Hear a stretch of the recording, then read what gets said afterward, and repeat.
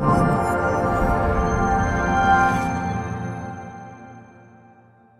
wound is a disruption of the normal structure and function of the skin and skin architecture. An acute wound has normal wound physiology, and healing is anticipated to progress through the normal stages of wound healing, whereas a chronic wound is defined as one that is physiologically impaired.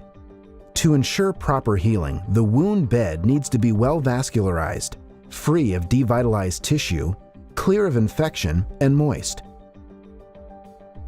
One of the key components of a healing wound is collagen. Collagen is recognized as a family of structural proteins, which form the predominant component of soft tissue. As such, collagen is a substrate for cell adhesion and migration.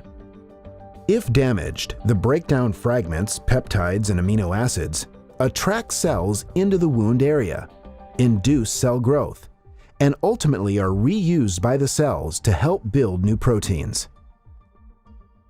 During the wound healing process, there are three main phases: inflammation, granulation, and wound closure. Research has shown that wounds may become stalled in the inflammation phase, leading to delayed wound healing. When wounds are in this non-healing state, the environment is hostile, with an excess of protease activity, such as MMPs and elastase. Many published studies have documented that both MMPs and elastase activity levels are in excess and have a negative impact on healing installed wounds. This proteolytic environment perpetuates wound chronicity by causing further tissue damage and degradation of key functional molecules such as collagen, extracellular matrix proteins, and growth factors. Therefore, proteases play an important role in regulating the balance between tissue synthesis and tissue destruction. To move from the inflammatory phase into a wound healing trajectory, this hostile environment must be addressed. Three of the most important factors to address are maintaining a moist wound environment, reducing bioburden, and lowering protease activity. This is why wound dressing selection is so important. In the presence of exudate, Promogran Prisma matrix transforms into a soft, conformable, biodegradable gel, and thus allows contact with all areas of the wound. In vitro studies have shown that the combination of collagen and oxidized regenerated cellulose, ORC, has the effect of reducing both MMPs and elastase activities. While collagen is particularly effective against MMPs, it has a limited effect on elastase activity. ORC has been found to reduce elastase activity as well as the activities of other proteases.